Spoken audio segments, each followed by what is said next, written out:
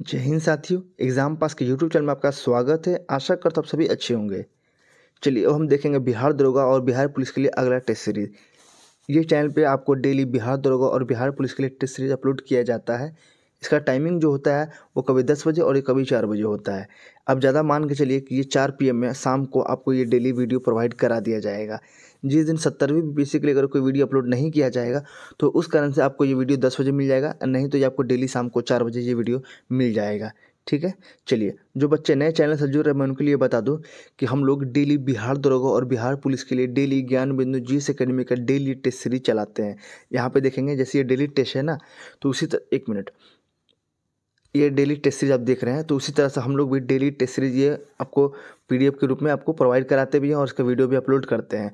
और साथ ही 70वीं बीपीएससी के लिए भी हम लोग डेली कंटेंट डालते हैं, जैसे कि आपको उसमें घटना चक्र मिलेगा, साथ ही साथ आपको एडिटोरियल का उसमें आपको टेस्ट सीरीज भी आपको उसमें प्रोवाइड किया जाता है। साथ ही साथ बिहार स्पेशल के लिए मनीष रंजन सर के द्वारा बुक निकाला गया है जिसमें 7500 MCQ दिए गए हैं, हम लोग उसे भी देखते हैं। इस कारण से जो आप इस चैनल से जुड़ जाइए, आपको सही कंटेंट मिलेगा, सही चीज़ आपको मिलेगा, एग्ज़ाम के लिए अच्छा तैयारी करवाया जाएगा। क्योंकि बिहार दरोगा आपको पता है कि एग्ज़ाम जो है इसका नोटिफिकेशन बहुत जल्द आने वाला है, तो इसका एग्ज़ाम जो है आपको दिसंबर के महीने में करा लिया जाएगा। अब बिहार सॉरी एडिटोरियल का टेस्ट सीरीज भी चल रहा है, आप उसे भी देखिएगा क्योंकि 70वीं बीपीएससी एग्ज़ाम आप सभी को पता है कि 17 नवंबर को से एग्ज़ाम का डेट दिया गया है। तो टेस्ट सीरीज लगाना बहुत महत्वपूर्ण है, तो आप उन सभी टेस्ट सीरीज को जाके देखिएगा। उसका प्रोवाइड जो है आपको टेलीग्राम पे करा दिया जाता है, उसका PDF जो है आपको टेलीग्राम पे मिल जाएगा। इस कारण से आप जाके टेलीग्राम ग्रुप को भी ज्वाइन कर लीजिए।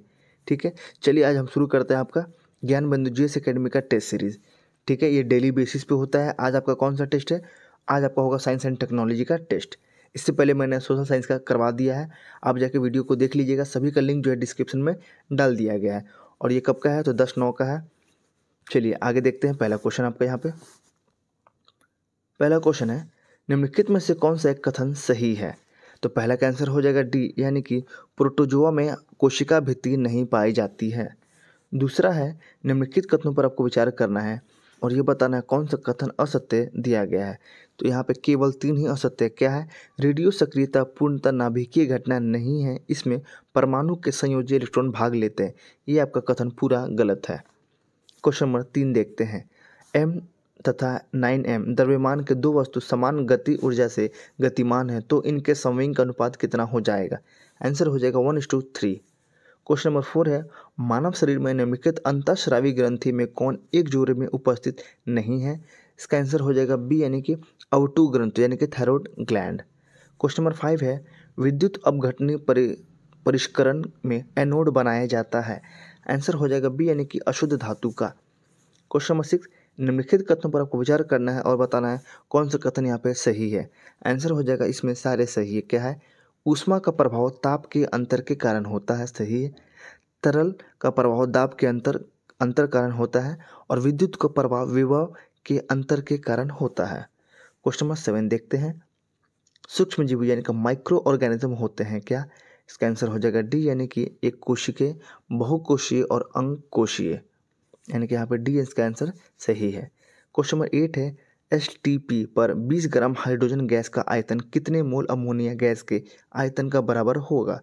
8 का आंसर है बी, यानी कि 10 मोल। क्वेश्चन नंबर देखते हैं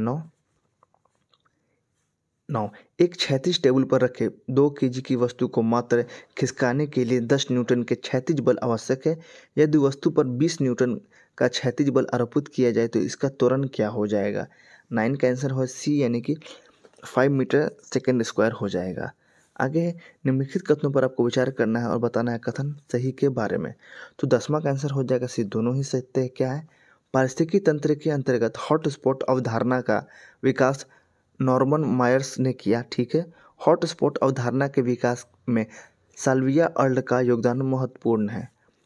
क्वेश्चन नंबर 11 देखते हैं। 6 महीने के छोटे शिशुओं को पानी नहीं पिलाना चाहिए क्योंकि 11 का आंसर है डी, यानी कि इनमें से कोई नहीं। ठीक है, इसमें दिया गया इनमें से कोई नहीं, 11 का डी। आगे चलते हैं। क्वेश्चन नंबर 12 देखते हैं। निम्न में से कौन सा विकल्प सही सुमेलित नहीं है? 12, इसका आंसर हो जाएगा डी, यानी कि सिनेबार आपका जो है HGO ये आपका गलत दिया गया है। बाकी सही है, या इसको देख लीजिए, बाकी इसमें तीनों सही है। क्वेश्चन नंबर 13 है 20 सेकंड की चाल से गतिशील एक वस्तु एक समान त्वरण 4 मीटर पर सेकंड स्क्वायर है तो 2 सेकंड के बाद उसकी चाल क्या होगी? 13। इसका आंसर हो जाएगा डी, यानी कि 28 मीटर पर सेकंड। क्वेश्चन नंबर 14 है, निम्न कथनों पर आपको विचार करना है और कथन सही के बारे में आपको बताना है। आंसर हो जाएगा कोई भी इसमें सही नहीं है। आगे चलते हैं क्वेश्चन नंबर 15 की ओर। निम्न युग्म पर आपको विचार करना है। 15 का आंसर हो जाएगा डी, यानी कि यहाँ पे सारे सही कथन दिए गए हैं। देख लीजिए, ठोस कपूर का वाष्प बनना क्या कहता है?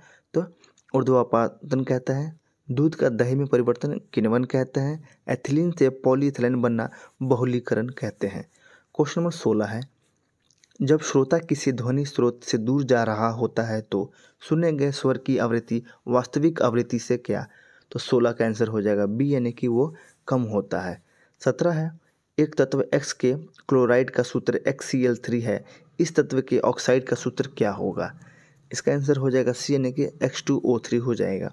18, वह पदार्थ जो गैंग के साथ अभिक्रिया करके द्रवनशील पदार्थ बनाता है कहलाता है क्या? आंसर हो जाएगा धातु मल, यानी कि स्लैग। 19 है, एक पहाड़ी से 100 मीटर की दूरी पर एक तीव्र ध्वनि उत्पन्न की जाती है। इस ध्वनि की प्रतिध्वनि 3/5 सेकंड बाद सुनाई पड़ती है। ध्वनि की चाल कितना है? 19 का आंसर हो जाएगा बी, यानी कि 333.3 मीटर पर सेकंड। क्वेश्चन नंबर 20, किसी पारिस्थितिकी तंत्र में ऊर्जा का अंतरण होता है। 20 का आंसर हो जाएगा डी, यानी कि एक जीव से दूसरे जीव में। क्वेश्चन नंबर 21 है, निम्नलिखित कथनों पर आपको विचार करना है और कथन सही है कौन वो आपको बताना है। 21 का आंसर हो जाएगा सी, यानी कि पहला और तीसरा आपका सही है। द्विजगत वर्गीकरण कैरोलोस लिनियस के द्वारा पेश किया गया। आगे है 5 जगत वर्गीकरण रॉबर्ट हार्डिंग हेक्टियर के द्वारा पेश किया गया। आगे है क्वेश्चन नंबर 22, निम्न में से कौन सा मीथेन गैस बनाने की विधि नहीं है? 22 का आंसर हो जाएगा सी, यानी कि सोडियम एसीटेट को सोलाइडल के साथ गर्म करके। आगे है 23, 10 केजी द्रव्यमान की एक घंटी 80 सेंटीमीटर की ऊंचाई के फर्श पर गिरकर रुक जाती है। इस अवस्था में घंटी द्वारा फर्श पर स्थानांतरित संवेग का मान कितना होगा? 23 का आंसर हो जाएगा ए, यानी कि 40 केजी मीटर पर सेकंड होगा। क्वेश्चन नंबर 24 देखते हैं, अधिक गहराई में बोए गए बीज अंकुरित नहीं हो पाते क्योंकि बीजों के अंकुरित होने के लिए आवश्यक है क्या? तो इसका आंसर हो जाएगा 24 का ए, यानी कि वायु नहीं मिल पाता। 25, बेकिंग सोडा का उपयोग किया जाता है। इसका आंसर हो जाएगा सी, यानी कि प्रतिरोधी, यानी कि एंटीसेप्टिक के रूप में। आगे है क्वेश्चन सॉरी यानी कि 1 to 4, ठीक है, 1, 2 और 4, यानी कि पेटों की अम्लता दूर करने के लिए, अग्निशामक यंत्रों से और भोजन को खास्ता बनाने के लिए। ये आपका नहीं होगा, सॉरी, ठीक है। 25 का आंसर हो जाएगा आपका सी, ये हो जाएगा। क्वेश्चन नंबर 26 देखते हैं, निम्न में से कौन सा सुमेलित नहीं है? 26 का आंसर हो जाएगा बी, यानी कि एक फैदम आपका 1.67 किलो। ये आपका गलत दिया गया है, ये आपका गलत है। जो सही है उसे देख लीजिए। क्वेश्चन नंबर 27 है, निम्न में से कौन मछली नहीं है? 27 का आंसर हो जाएगा ए, यानी कि स्टारफिश, ये मछली नहीं है। 28, निम्न कथनों पर आपको विचार करना है और कथन सही के बारे में आपको बताना है। आंसर हो जाएगा 1 और 2 दोनों, यानी कि CO तथा H2 गैस के मिश्रण को जल गैस कहा जाता है। इसका ऊष्मीय मान उच्च होता है। CO तथा N2 गैस को मिश्रण को प्रोड्यूसर गैस कहते हैं। इसका ऊष्मीय मान कम होता है। आगे देखेंगे क्वेश्चन नंबर 29, निम्न कथनों पर आपको विचार करना है और सही के बारे में आपको बताना है। 29 का आंसर हो जाएगा ए, यानी कि परमाणु 3 मौलिक कण इलेक्ट्रॉन, प्रोटॉन तथा न्यूट्रॉन से बने होते हैं। क्वेश्चन नंबर 30 है, किन कारणों से पूरे विश्व में पूरे विश्व में मानव क्लोनिंग को प्रतिबंधित किया गया है? 30 का आंसर हो जाएगा डी, यानी कि क्लोनिंग से बड़े पैमाने पर भ्रूण हत्या होगी क्योंकि इसमें सफलता का प्रतिशत बहुत कम है। क्लोनिंग द्वारा उत्पन्न बच्चे और सरोगेट मदर में क्या रिश्ता होगा, इसका निर्धारण करना भी दुष्कर होगा और मानव अंगों के व्यापार होने की संभावना बढ़ जाएगी। इस कारण से बंद कर दिया गया है। आगे देखते हैं क्वेश्चन नंबर 31, जीन को किस रूप में परिभाषित किया जा सकता है? 31, इसका आंसर हो जाएगा डी, यानी कि उपयुक्त में से सभी तरह से आनुवांशिकता की इकाई, DNA का एक भाग और उत्परिवर्तन की इकाई। आगे क्वेश्चन नंबर 32, सिल्वर नाइट्रेट को प्राय रंगीन बोतलों में भर कर रखना पड़ता है क्योंकि? 32, इसका आंसर हो जाएगा ए, यानी कि यह सूर्य के प्रकाश के अपघटित हो जाते हैं। आगे देखते हैं क्वेश्चन नंबर 33, क्या है, निम्न कथनों पर आपको विचार करना है और बताना है सही कथन के बारे में। यहाँ पर दोनों कथन सही है, यानी कि अस्थायी चुंबक बनाने में इस्पात का इस्तेमाल नहीं किया जा सकता और अस्थायी चुंबक नर्म लोहा यानी कि ढलवा लोहा का बनाया जाता है। क्वेश्चन नंबर 34 देखेंगे, अधिकांश विषाक्त पदार्थों की विषाक्तता दूर करने के लिए प्रक्रिया शरीर के किस अंग में होती है? 34 का आंसर हो जाएगा सी, यानी कि कहाँ पे, यकृत यानी कि लीवर में। 35, निम्न में से कौन सा इलेक्ट्रॉनिक विन्यास सोडियम आयन की है? 35 का आंसर हो जाएगा सी, यानी कि 2, 8 और 8। 36, किसी अनुवांशित वस्तु पर 1 कूलम्ब आवेश देने हेतु कितना इलेक्ट्रॉन को हटाना पड़ेगा? 36 के लिए जाएंगे, इसका आंसर हो जाएगा बी, यानी कि 6.25 इंटू 10⁻18। 37 है, पेट्रोल इंजन से निकला धुआं से निम्न धातु वायु को प्रदूषित करती है। 37 के लिए जाएंगे, इसका आंसर हो जाएगा आपका सीसा। 38 है, पक्षियों, कीटों और चमगादड़ों के पंख होते हैं। इसका आंसर हो जाएगा सी, यानी कि समवृत्त, यानी कि क्या होता है, समरूप। 39 है, आर प्रतिरोध के एक तार को 10 समान भागों में काटकर इन भागों को समांतर क्रम में जोड़ दिया जाता है तो समतुल्य प्रतिरोध हो जाएगा। आंसर है आपका बी, यानी कि 0.01 आर। 40 है, निम्न कथनों पर आपको विचार करना है और इसका आंसर आपको बताना है क्या हो जाएगा। 40 का आंसर हो जाएगा ए, यानी कि केवल एक ही सही है, उसे देख लेते हैं क्या है। तो प्रकाश संश्लेषण बहुकोशीय पौधों में होते हैं, ये आपका सही दिया गया है। 41 देखते हैं अब क्या है, श्वान कोशिकाएं किसका हिस्सा होती हैं? इसका आंसर हो जाएगा ए, यानी कि तंत्रिका उत्तक का। 42 है, हेनले लूप निम्न में से किसका हिस्सा है? हेनले लूप निम्न में से किसका हिस्सा है? 42 का आंसर हो जाएगा बी, यानी कि किडनी का। आगे है, गुणसूत्र की रचना में डीएनए का अंश कितना होता है? 43 का आंसर हो जाएगा बी, यानी कि 36%। किसी बड़े भूकंप के आने से पूर्व किस नोबल गैस का उत्सर्जन बढ़ जाता है? इसका आंसर हो जाएगा सी, यानी कि रेडॉन का। 45, अधिक लवणता के कारण सागर का जल किस तापमान पर जमता है? 45 का आंसर हो जाएगा सी, यानी कि -2.2 डिग्री सेल्सियस। अब देखेंगे 46, किस पक्षी के नर एवं मादा होने से दूध का स्राव होता है जिसका प्रयोग वो अपने बच्चे चूजे को पोषण देने में करते हैं? 46 का आंसर हो जाएगा बी, यानी कि कबूतर।